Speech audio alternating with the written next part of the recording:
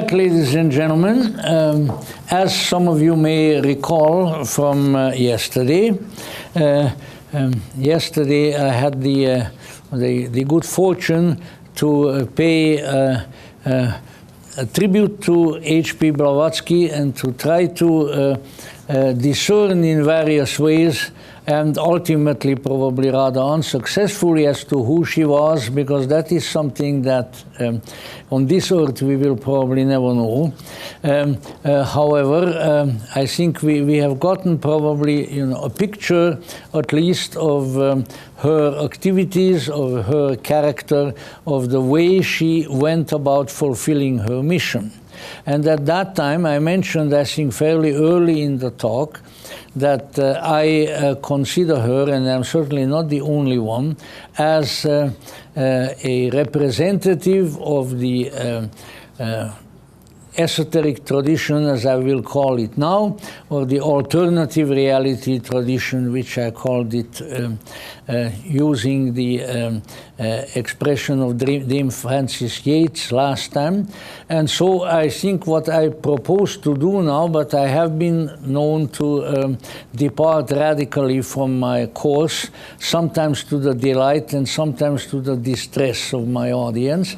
So I can't promise anything on that. But what I propose to do is to recount within the context of HPB's teachings, first what might be considered to be some of the principal features, as I see it, of the esoteric tradition.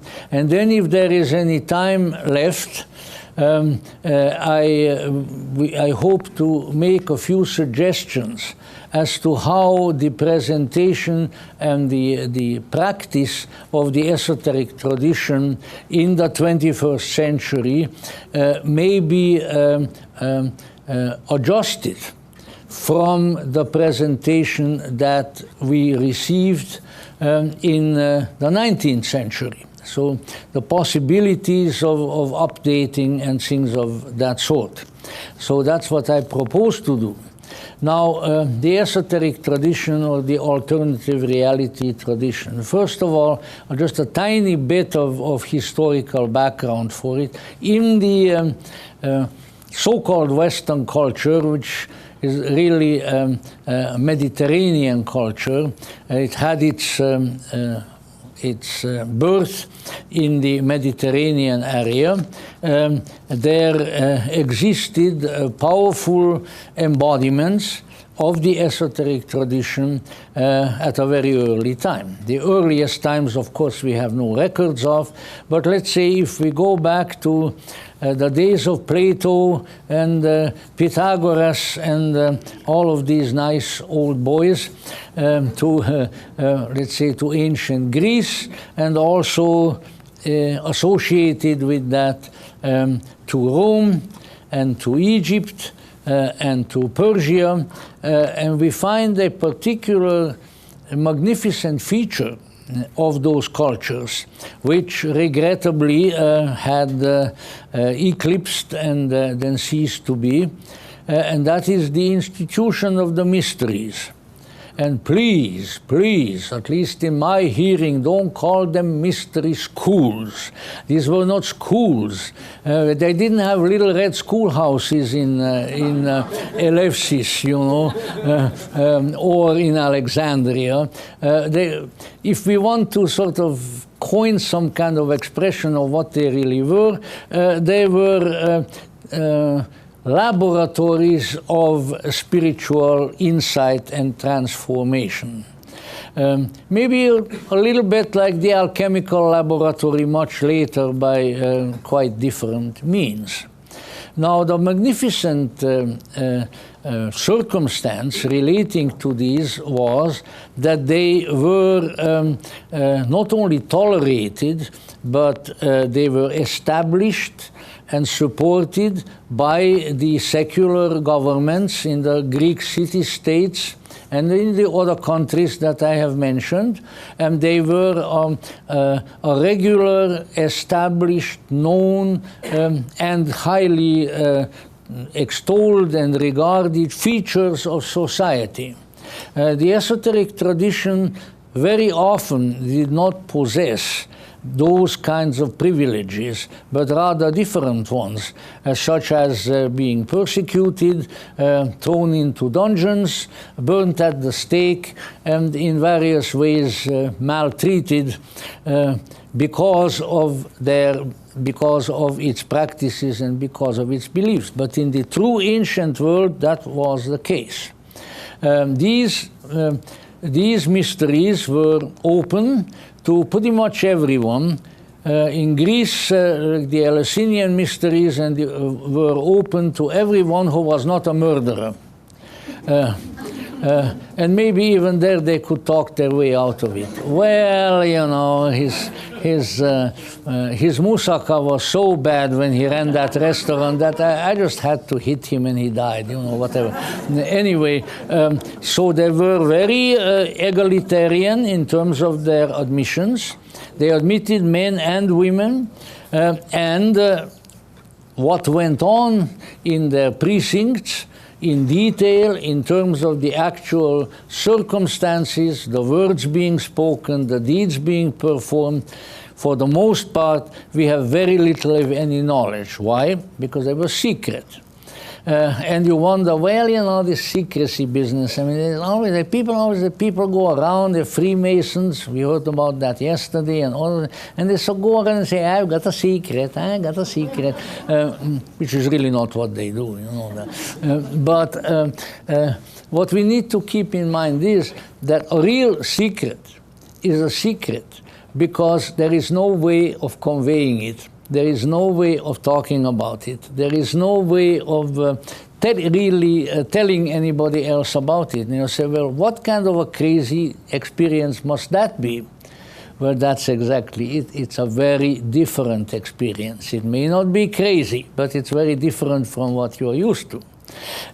And its results are that you are changed in a good way, which is seldom happens in this world. You know, we are so change, we want change, we're going to vote for change, this and that. And then if there is any change at all, it's usually a change for the worse.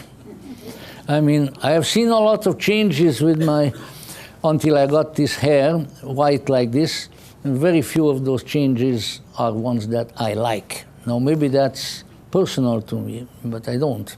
However, let's say this is something entirely different. Well, just one little example that we have, and which I think is pretty momentous. And this was, I think, it was written down at least as a personal testimony by Cicero, who was a lawyer and a very persnickety and critical old guy. And he said that everyone who went through the Eleusinian mysteries had totally and forever lost his fear of death. Now, you know, when you can do that, then you're really doing something. And they did. And so they were really what you might say, there were places of spiritual transformation that opened up avenues of consciousness, as we would call it nowadays, replete with insight and inspiration and strength and power of a nature that prior to the mystery experience was not available to them. And so this was a very, very important issue. This was the spiritualizing, the transforming core of the ancient world. And from a certain time on, no matter where you were, for instance, in the Mediterranean area, you could find such institutions, and you could be admitted to them.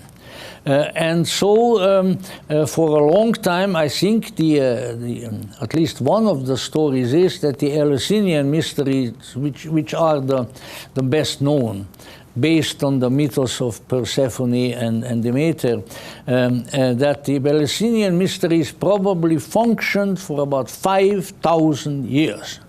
Now, this may be an exaggeration, but it's considerable length of time. Anything that endures for 5,000 years is probably offering something pretty good. Otherwise, people would not go to it. In any event, these were the spiritual institutions of transformation and insight for a long time.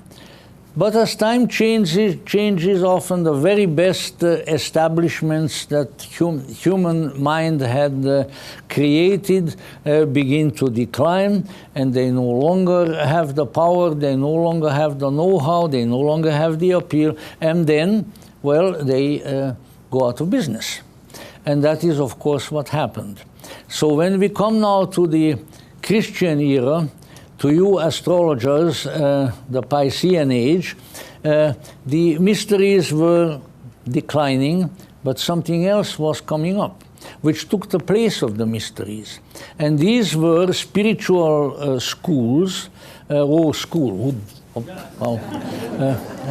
have to get out the cat o' nine tails and punish myself when I go back to the room, you know. Ancient, painful custom.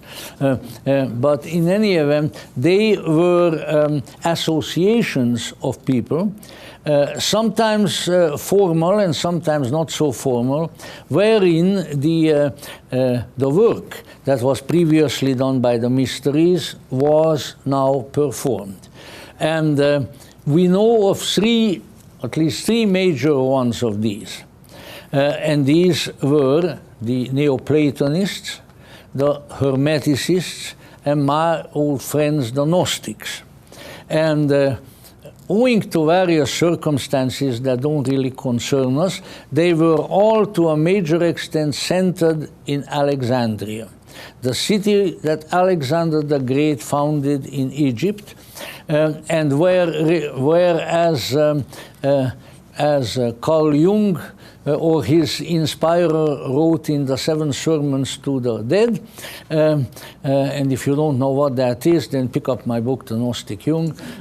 I'll even sign it for you. What the heck? The city where East and West meet. So this was, while Rome was the political center of the Roman Empire, Alexandria was the spiritual center. Now, even on first glance, that should mean something to us of the theosophical tradition, because after all, where does the term theosophy originate? You know, here were these darling people, a real band of eccentrics and strange people in New York City, in that house where my good friend Michael Gomes chose to live in New York, when they founded the Theosophical Society. There they were together, and they came up with this name, the Theosophical Society. I'm sure that Colonel Olcott didn't learn that in Hartford, Connecticut, where he came from. You know, my friends tell me there is still a street in Hartford named after the Olcott family. So if you go there, you'll be sure to see Olcott Street. I think it's street. You know. So in any event, you know, it's not the sort of thing that you think of just sort of off the top of your head. But it is a term that was coined by the man who is credited with being the founder of the Neoplatonic school, Ammonius Saccas, a fabulous character in his own right. But let us say what he started, and he's like one of these mystics, and there are always some. There's certainly in the Kabbalistic tradition, we find a whole bunch of them. Isaac Luria, even the great Kabbalistic heretics. They never wrote a line in their life, but there was a disciple who was there who wrote it down. And so similarly, Ammonius didn't write anything, but he inspired a tremendous number of people with his incredible mystical talks, and then afterwards along came the disciples, probably the best known one, although not that much my favorite, Plotinus, Iamblichus, Porphyrius, and there is one more whom I can think about, as Dr. Suzuki was one to say, look it up in the book. In any event, you know, a whole number of teachers, and to make this short, their ostensible approach to the teaching and the practice of the transformation of the human soul was, according to their statements, and they were pretty truthful about it, based on the inner teachings of the great Plato. That's what they were called, the New Platonists and Neoplatonists. All right. Then there were the Hermeticists, who pursued the same goal, but they were for the most part Egyptians, although by that time Hellenized Egyptians, who regarded as their I think it's John Algeo who corrected me on that score once here in this very room. God bless him. Wonderful, wonderful friend. I remember him, right, walking around in this room some years ago. And anyway, when John Algeo corrected me, he says Hermes was the psychopomp. Now, you usually think the psychopomp is somebody who guides the souls around so they are not going to fall into the river Styx or something of that sort. But it's a guide of souls. So Hermes was the symbolic guide of souls. Unlike the Neoplatonists, who were, the teachers were forthright enough to sign their own names to their writings, the Hermeticists, everything, all the Hermetic books, and there are a lot of them, wonderful stuff, were all attributed to Hermes. Hermes wrote all the books, although no doubt somebody else wrote them down. And the Hermeticists were a little more, I don't know, how should I put it, technical about the process of transformation and its origins, even as were the Gnostics, because they said that we suffered, and I got to make this fast now, that we suffered spiritually the fate of Narcissus.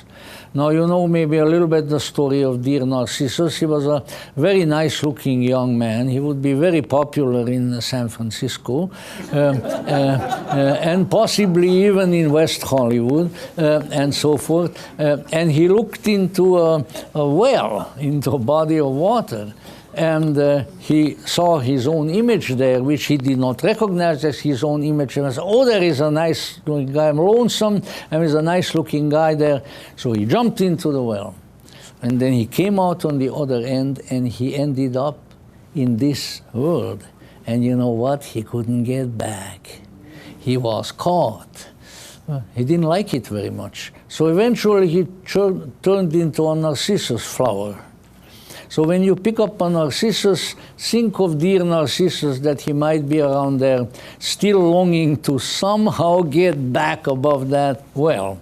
Now, the whole meaning behind this being that we have come from a different place, one that apparently we liked, and then we have gotten caught in another place which is sort of dicey and difficult in various ways. If that circumstance has escaped you until now, then you still got a little bit of living to do, you know.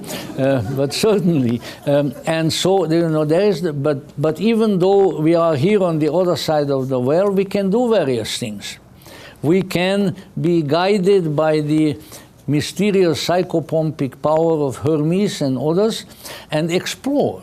We can first explore the physical world, then we can explore the emotional world, then we can explore the intellectual world, and then we can explore the other worlds beyond that.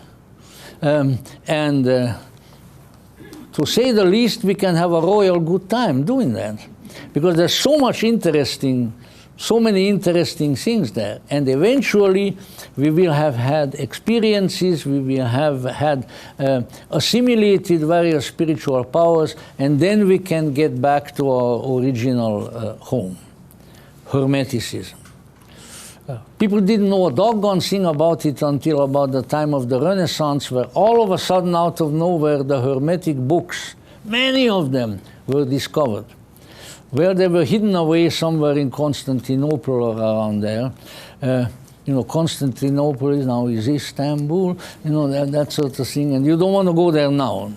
It's pretty bad. In any event, the Turks were coming then also, and so somebody brought the books back to Italy. And the Medici princes, who by that time were very rich and very interested in all kinds of things, said, this stuff has got to be translated right now from the Greek and possibly from the Coptic, and so the great translators went to work and the Hermetic books were all there. And they are still available to us. Very wonderful literature. All right, the third one, the Gnostics. Well, these were, let's say, their basic approach was rather similar to that of the Hermeticists. They also said, we are here, we are caught, we are separated from our original condition, and we have to do various things to remedy that situation so that we can reconnect with our origins, reconnect with the divine. But they were, at least originally, mostly of the Hebraic tradition. They were Jews. The first one having been Simon Magus, to whom Madame Blavatsky in the New Esoteric Teachings book that Michael Gomes had just published has a huge amount of pages about Simon Magus, and then a whole bunch of other people. Jews, Greeks, Egyptians, you name it. And both the Hermeticists and the Gnostics, their word, their concept for the process of liberation, enlightenment was Gnosis, G-N-O-S-I-S.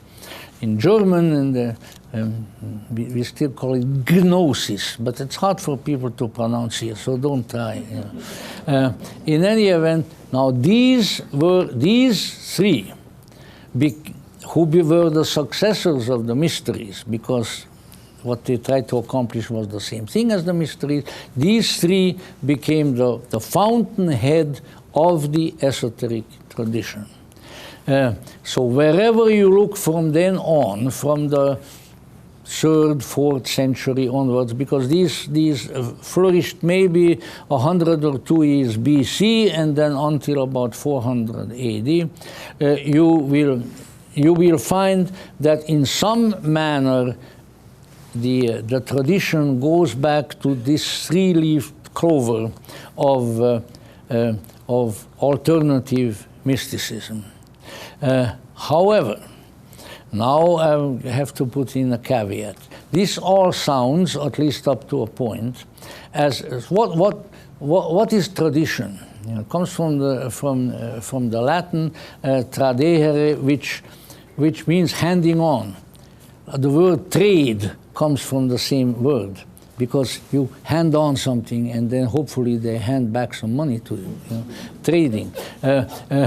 So the handing on, so that dear old Tevier, I mean, he's the one who knew all about it. Tradition. However, we have to be careful, because it's not just something that is handed on from one teacher to another, or one group of people to another. That's part of it. But it is also, if you just, very, very easy thing to visualize, you visualize the design of a cross, then you can say that the handing on of tradition is like the horizontal line. It goes on and on. One teacher hands it over to another, and it keeps going. But you know what? When that is all that is taking place, then things are very, very incomplete. There is a vertical line. And that vertical line is what? Is what comes into the tradition from out of this world, from the other realms, from the mystery, whatever you want to call it. And so there is, let's say, the sort of objective part of the tradition, but also the mysterious part of the tradition. When these two come together, that point at the center of the cross, that is a really valid and active tradition. And the esoteric tradition, for the most part, attempted to do that. And one of the other ways in which you can, which is really very important for our purposes too, is that this is from Plotinus. After all, you know, I still like him. Maybe not as much as Iamblichus, some of the others, but still. So Plotinus said that in order to have a valid situation, a valid mystery, a valid tradition, you have to have two things, and they are called in Greek theoria and theurgia. Theoria is from which we get the English word theory, you know, and theurgia, however, is the divine work. How to invoke the gods, how to enter into an intimate relationship with the mystery that is beyond the veil of physicality, and not only physicality but intellectuality also. And don't make a face and get mad at me, because you know you can quote and I can quote HPB, who said, "The mind is the slayer of the real." Very important thing to remember. And then, but fortunately, we have something within ourselves that she called the self. Theosophists often call the higher self. Carl Jung calls it the self with a capital S. Let the self slay the slayer. Now, you don't really want to slay your mind, because then you're going to be a mindless creature, and mindless creatures are not terribly useful or terribly attractive. You know, you don't want to do that. Although there are even practices that people consider spiritual that kind of cause what in French we call abaissement du niveau mental, or going down of the mental niveau rather than higher. Carl Jung, when making fun of the cults of his day, even said there is such a thing in the German word as Verdummungsyoga, which is the yoga of becoming stupid. So now you got to keep that in mind. That's not a yoga you want to go to. In any event, finishing this off, all throughout history now, this tradition went on, the historical trajectory, and every time there were great and unusual people within the tradition who managed to establish the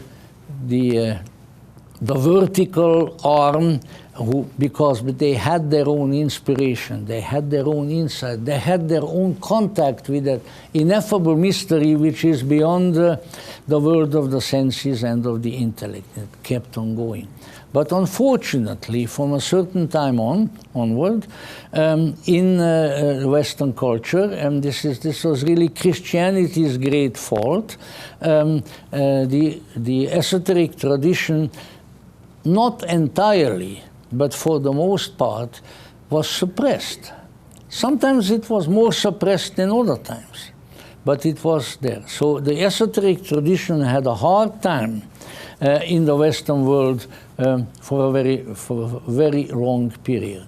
It would erupt again and again. Somebody called it, it's like an underground stream of water, which you can see some of those things in Arizona and so forth. It runs under the ground, and you can, oh, well, there must be something there. So here you are in this barren desert, but it is a line, and there are trees, and there's grass along it. You don't know what's going on. Well, there is, the water is underneath. It was like an underground stream that way, that still nourished this alternative approach to spirituality, which was not concentrated on the monotheistic image, which didn't say that if you behave according to a particular set of commandments, you're going to go to heaven, and if you slip up at all, then down below, deep down below, there is a place for you to go. You know? The esoteric tradition didn't say these things. The esoteric tradition said some of the things that I'm going to try to outline to you. No, you thought I'm never going to get around to it, but I did. It's okay. And let's see, the first, and to me probably the most urgent disclosure of the esoteric tradition is that there is a spiritual spark. The Greek called it the pneuma, the spirit, which sleeps inside of us. A spiritual essence within the human, and fortunately, it's not only always sleeping. The Gnostics would say the demiurgs, sort of the nasty angels, gave the pneuma a very heavy sleeping pill. So but it can be awakened. It has the potential of awakening. Now, maybe I'm just a little bit too single-minded in this respect, but I think this is the all-important, maybe the only important, really only important disclosure of the esoteric tradition. It's more important than reincarnation. It's more important than karma. It's more important than the existence of angels or of masters or of anything in this world or in the other worlds. Because if this is not true, then, all the stuff that we are studying, all the things that we are doing are totally in vain. Because what's going to happen? Why in the heck are we reincarnating? Or maybe you are. I'm determined I'm not coming anymore. Sorry. If you, after a while, if you want to see me, you got to go elsewhere. But let's say, why? Oh, well, we are evolving, which is another problem, that problem of evolution, But the issue is, there's something there. It's right there in the stanzas of John, the spark that came from the flame. And if I recall correctly, said the flame to the spark, "Thou art myself. I have clothed myself in thee." So the spark, whatever else you want to call it, it's not just a creation. It's not just something that was made. It's not just something that the old Hebraic carpenter Jehovah somehow chiseled out and said, "Hey, here's the man. Oh, look at him. Oh, well, an afterthought. There's the woman." None of these things. But it is identical with the ultimate heart of all being. It is the ultimate reality dwells within you in miniature. It's not very active. It's sleepy. That sleeping pill is still effective in most of us, at least to some extent. But it can awaken. And to help it awaken, the esoteric tradition exists. If that is not true, as I say, then everything else pales into total, hopeless and helpless insignificance.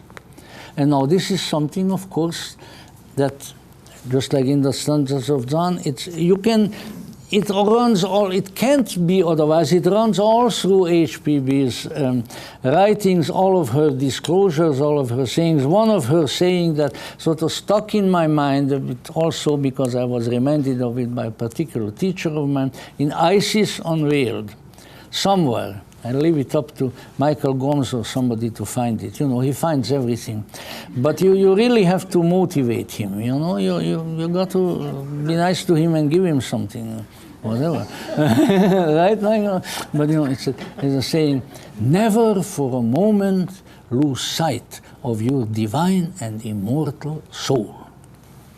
Now, of course, you can observe about that. Well, yes, HPB, I don't want to lose sight of it, but I never caught sight of it to begin with. Where is it?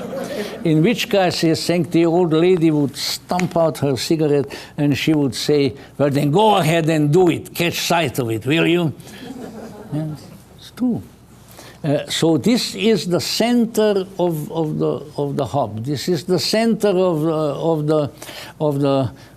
the wheel of the great chakra. And if that center is not there, then really nothing else of great worth is there.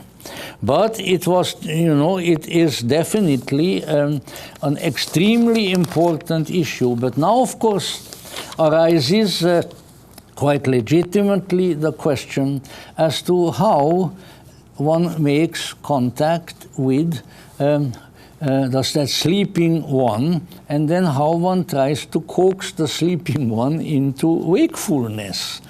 And it's a pretty big task. And the Greeks, of course, who are the ancestors of much of this, they would say, well, do a little bit like the Eleusinian mysteries, but of course it's a complex issue, and as most of it remains secret, which is also a heck of a big thing to do. I mean, to get a bunch of Greeks to stay quiet about something that long, that in itself is a tremendous fault, because, as you know, the Greek DNA is filled with loquacity, and I certainly don't mean that as a put down, but the Greeks would say, well, look at let's say the Eleusinian mysteries. What was there? There was a myth. There was the myth of Persephone, the daughter, and of Demeter, the mother, and how Persephone is caught by the lord of the underworld, and how the mother goes after finding her then, and all that goes on, and finally an arrangement is reached. And so this is also something that the esoteric tradition always cultivated. Wherever you look, whichever historical period when the esoteric tradition is, each manifestation of the tradition had its myth. Now, you may not have recognized it as a myth right away. Alchemy, the alchemical transformation, well, of course, there is a strong theurgia, a strong practical aspect of it, but it is a myth. Now, of course, some of you may have been indoctrinated by newspapers and other horrible things, saying that a myth is a lie. A myth is something that isn't true. A myth is truer than physical truth. A myth is even more true than intellectual truth. And maybe with our motto that HPB and Colonel, they took it, I believe, from the Michael will either beat me up afterwards or agree with me. I think they took it from the Maharaja of Benares, or Satya Nasti Parodharma. My Sanskrit is bad, but you see that there is no dharma higher than truth. Now, what is that truth? Is it a teaching? Is it a doctrine? Is it a set of commandments, of rules? No! What is it? It is the authenticity of being. It is the reality of the truth beyond earthly truth. And one of the main manifestations is that little truth, of course, that resides within us. But that truth has been expressed throughout the ages, in India by the Puranas, in Tibet by various myths, in the West initially by the Greeks and so forth, in mythic form. And I said, every manifestation of the esoteric tradition has its myth. And that myth, again, it's not an intellectual thing, but it's something that is trying to tell you something ineffable that cannot be told really effectively in any other way. We mentioned Freemasonry, well, there is the myth of Hiram and various other things. Everywhere there is a myth. The Christian religion, there is the myth of Jesus Christ, primarily, and others. And these are not falsehoods, but they are a tale told about mysterious things which you cannot really effectively convey in any other way. HPB knew this. There are all kinds of quotations, and I don't think I should take time up by quoting, because you can find those quotations yourself. After all, you just pick up the Secret Doctrine and read the whole thing again, you'll find the quotation. It's so easy, so easy. Of course, Michael made it somewhat easier with the shorter version, but it's all over her. She certainly understood the value of this. And she says in Isis, for instance, that myth was the favorite and universal method of teaching the truth in archaic times. And I think it's also still true today. And you can see just another one also from Isis. Myths are now found by so many people to be fables, just in proportion as we misunderstand them, truths in proportion as they were once understood.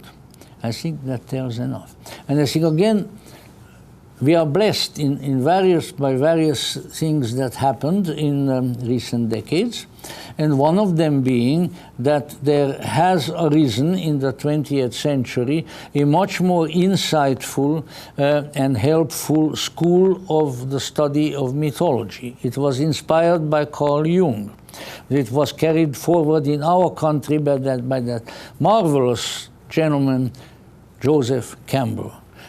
But also by my countryman Karl Kerényi, and a number of other people, Mircea Eliade of the University of Chicago.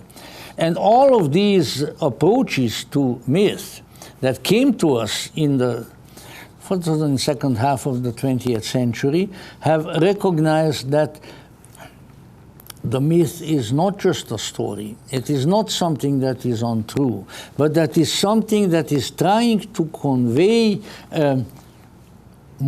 truths and mysteries which cannot be conveyed, at least not that effectively, by any other means. The Greeks knew that. That's why they were so fond of their myths. And so that is certainly a great advantage that we have. And when we look at, say, the Hermetic writings, which have been available more or less ever since the time of the Renaissance, and if we look at the Gnostic writings, which became available in the latter part of the 20th century, we see that the overwhelming majority of them are in mythic form. And if we read these and read them with the eagerness of our higher faculties, we are thereby stimulated in certain ways, and that sleeping little spark within us begins to glow, begins to glow. And as we add, let's say, the spiritual air to it, it grows into a flame, and eventually it burns up all the dross, all the undesirable things. It comes into its own, until in good time it grows into a mighty flame, and it shoots up into the sky, and beyond the sky to the fullness of the divine from whence it came and whither it is bound to return. So Joy Mills said several times in my hearing in Crotona, which for the last number of years was the place where I always saw her and heard her, she said, oh yes, the Secret Doctrine is a myth. And I saw some of the people in the audience, Joy Mills says that, oh my gosh, the world is coming to an end. Well, sometimes one wishes that it did. However, Joy Mills, many of you know Joy Mills better than I do. But Joy Mills didn't say things like that fortuitously or randomly. She knew what she was talking about. And so, well, isn't it true that there was an Atlantis? You know what? Maybe it's true, maybe it ain't true, if you don't mind me using the vernacular. It doesn't make any difference. But you know what? There is an Atlantis in us. a sunken continent, that which is underneath the waters of time and of psychology would call the waters of the unconscious. And if you listen to your psyche, if you listen to your soul, you hear the bells under the waters, the bells of Atlantis. He says, yes, here I am, here I am. And now, isn't that a more inspiring way of looking at it than going as some of our New Age friends were doing? I know a whole boatload of them from Southern California. They were going to find Atlantis, and they went. Where the heck did they go first? Yeah, they went, I think, first off the coast of Spain. Which would, the Pillars of Hercules and all that sort of thing.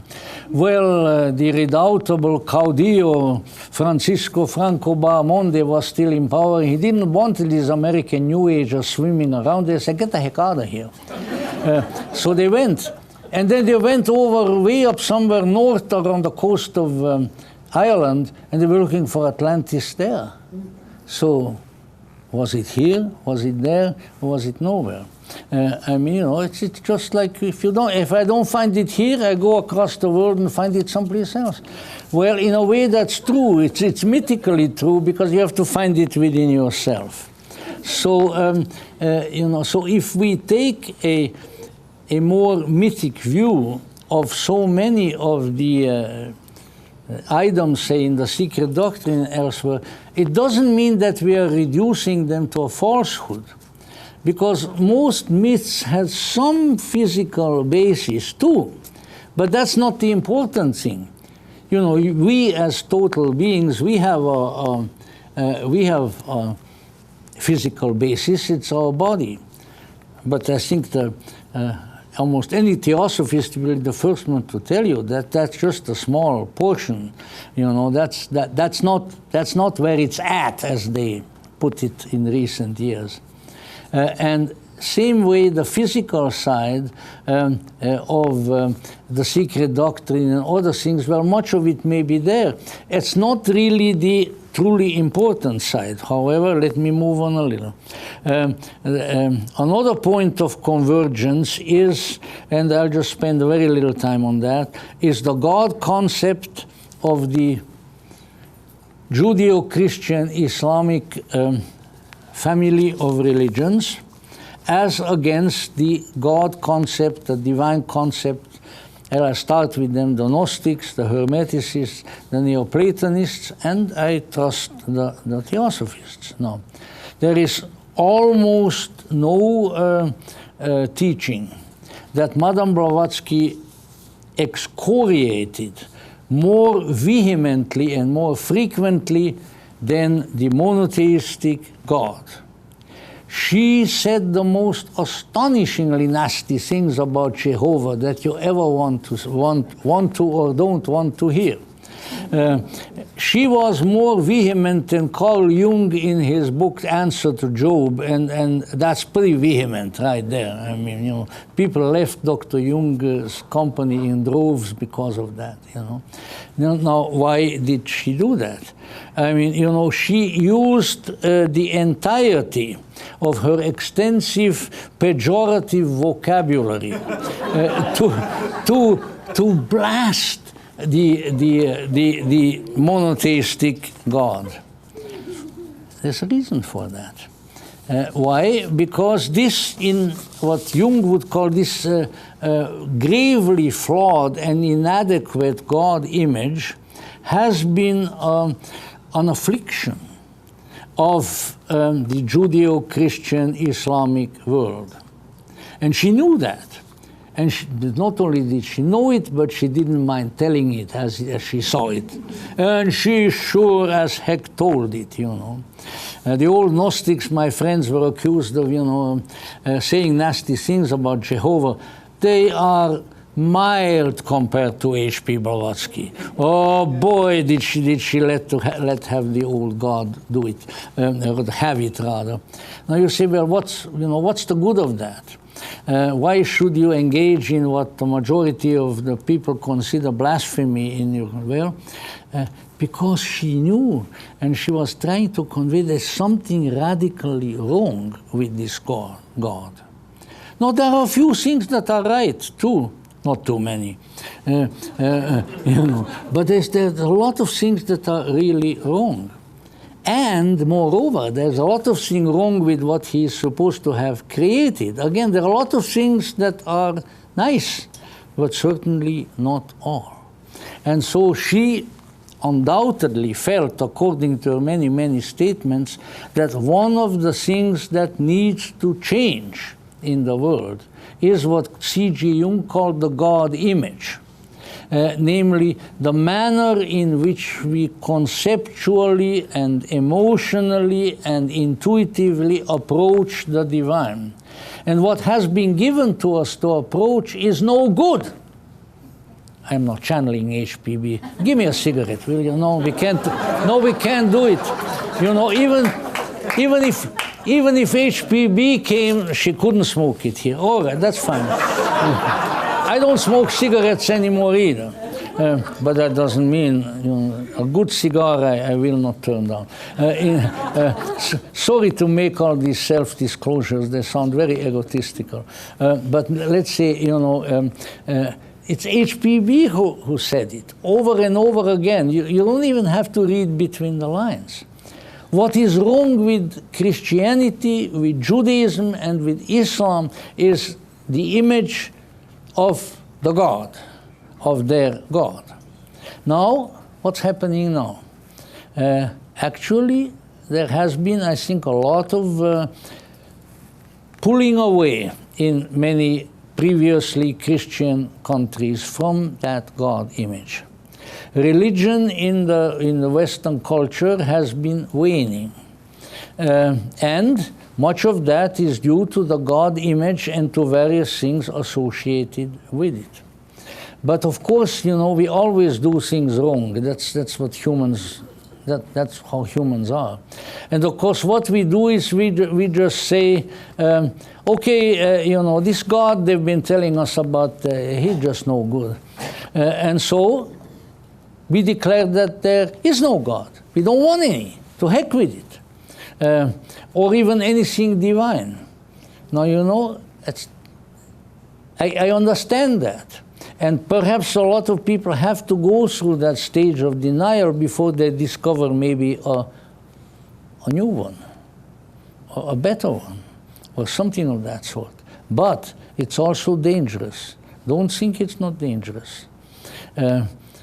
Chesterton, who of course was a Catholic propagandist, but who still was a very, very smart Englishman, said, when people cease to believe in God, they don't believe in nothing, they believe in anything. And this has to be kept in mind. Even though I was a kid, I saw that happen. That's what led to the Nazis. That's what led to the communists. That's what led to World War II. Because, a situation somewhat similar to what is going on now existed between the two world wars.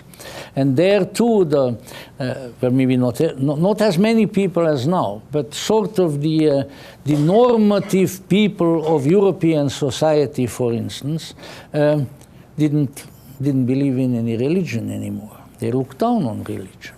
So what did they get? They get a cruel, idiotic, imbecilic, secular religion called National Socialism, with its God, a little ugly man with a horrible little mustache, who didn't even speak German in a very cultured fashion, but who spoke like a vulgar Austrian. And I lived in Austria, so I know what that is. And in the same way, in Russia and things, another horrible guy with a great big mustache, and all that. We got to watch out. Things can happen that could be very deleterious because of the way we go about pulling away from that God image. all right, here we are, Theosophists and other weird people. Wouldn't it be correct for us to try to employ ourselves in the direction of offering viable and authentic, spiritually authentic alternatives to the previous God image? Don't we have material to that effect? And if we don't have it in our books, we have it in ourselves. Because that, that spark. So we should employ ourselves in that direction. Very, very important. We and others like us, hopefully not too much like us. I don't think the world could stand too many people like us. It would crack apart. But let's see, people and other people along our own lines, this is a very, very important, urgent task of this moment. People talk about saving the planet and changing the climate. You know what? If we don't save our souls and the souls of our fellow beings in this sense of being able to relate to the divine being, then all the other things are not going to amount to anything. This is again, previously I mentioned, the God inside this, but this is again, it is a task of incredible urgency. And if we can see that, well, then too bad. Too bad for those who can't see it. But it is very, very, very urgent. Now, fortunately, of course, and I'll come to that in another minute, fortunately, there are possible indications, and where one has to be tentative about this thing. There are possible indications that something is sort of developing, coming. HPB said it. I don't have the quotation with me, but I have it back home. In our contemporary times, particularly in the famous Red Book, C.G. Jung said it. Others have said it. They said it that a new aeon, as Jung called it, is coming. And is this new aeon will have a new God image. But on the way to it, there is a lot of difficulty and a lot of dislocation that we go through. Now, I don't like prophecies. Why? Because, let's see, who was that? Yogi Berra, the great prophet, great figure of our culture, said that, how did he say it? That foretelling is difficult, especially about the future. So it is, and so when one gets into that, it's a very, very dicey thing. But on the other hand, over the ages, especially in the esoteric tradition, there have been a lot of pointers in this direction.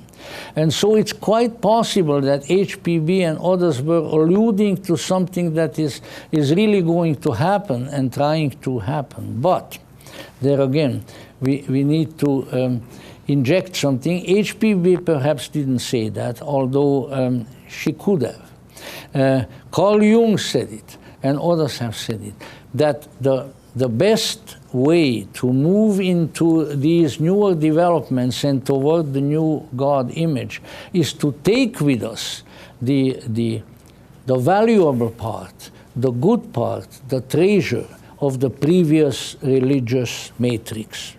Because that's the best. If we discard everything, then we have to start from scratch. And are we really that smart that we can start completely from scratch? I don't think so.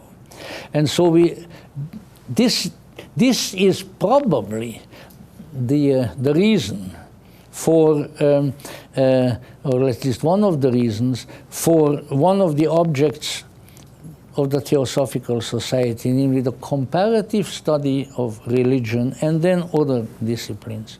Why? Because when we study comparatively the various religions, then we can see the God image, and we can see the treasures that they have brought. And they also have brought a lot of trash. it's not up to us to criticize the trash in other religions, but there sure is a heck of a lot of it in Christianity. And as a lifelong Christian, and I can testify to that. But, you know, the trash does not invalidate the good. And here is, I can just suggest to you what the good is, and many of you are not going to agree. What I suggest is going back a little bit to the terminology of old Plotinus, the theoria, the theology of Christianity may be riddled with balderdash, or if you don't like that term, with flapdoodle, that HPB would like that better. It's full of nonsense. There are some good things there, but really, believe you me, I had to study it a lot. It's full of nonsense. But the theurgia, what is the theurgia? The theurgia are the sacraments.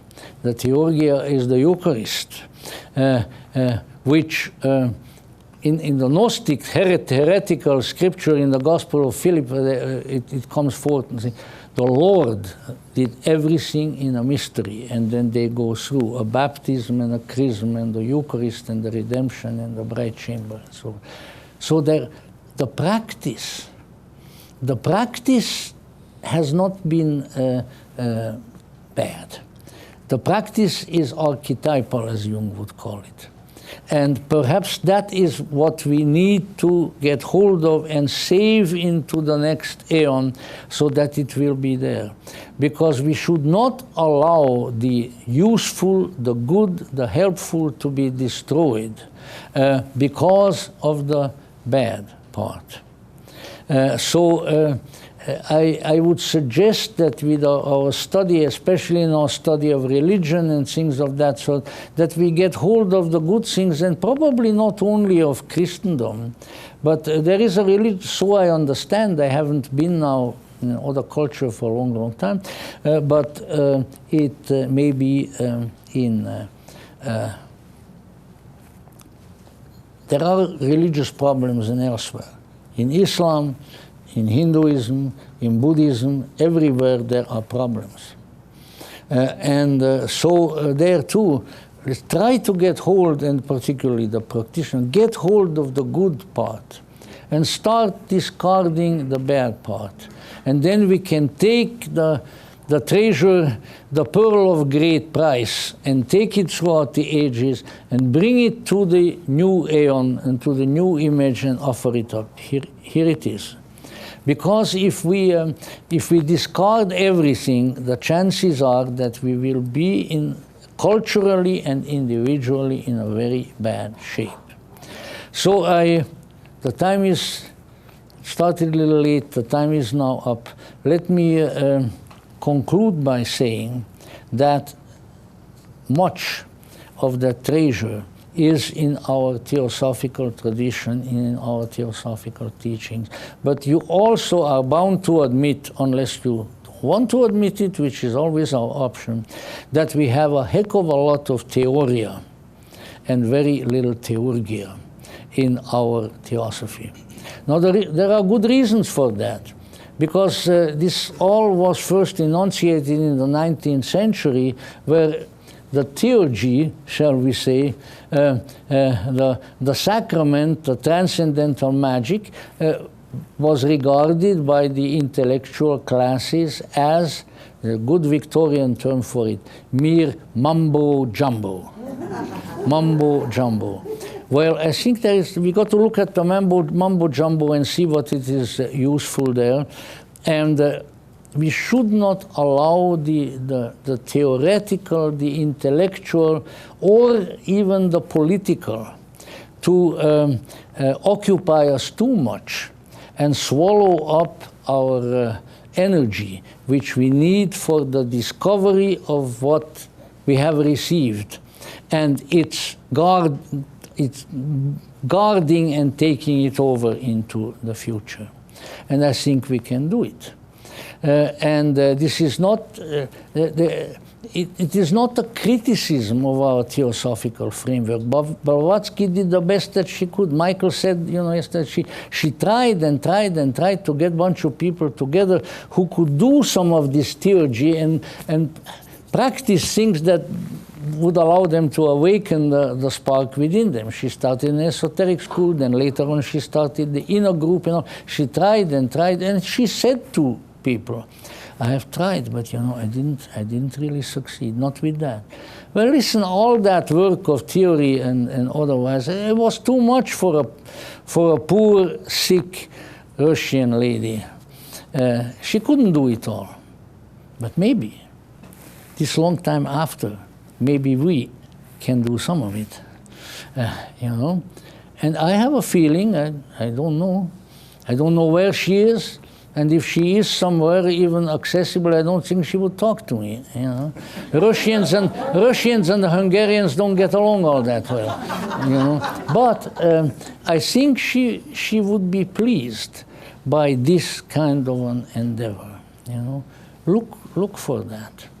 Don't be taken in by what is going on in the culture, whether it is atheism, whether it is a number of other things, whether it's all these politicized things that are going on.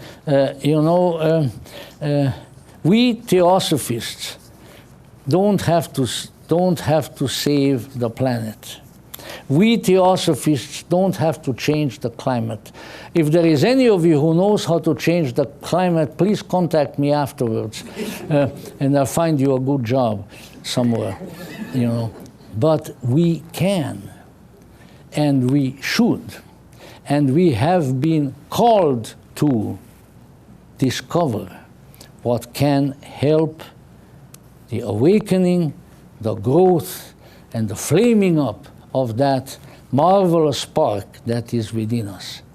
That is the central task. There are ancillary tasks, sure, but that is the central task. It has always been the central task. It has been that in Eleusis, it has been that in Palestine, it has been that in Alexandria, and it is still the same today in Chicago and in Los Angeles and elsewhere. So maybe, good friends, you might be a little bit motivated in that regard. Maybe this has given you a little something to feel about and to think about and intuit about, so that we may address ourselves increasingly to that great task. And I think the greatness of being and its representatives, including that messenger of light whom the world knew as H.P. Blavatsky, would be and will be pleased and happy, and they will bless you as they should, and we will receive blessings and help abundant if we address ourselves to the real, to the great, to the greatest task.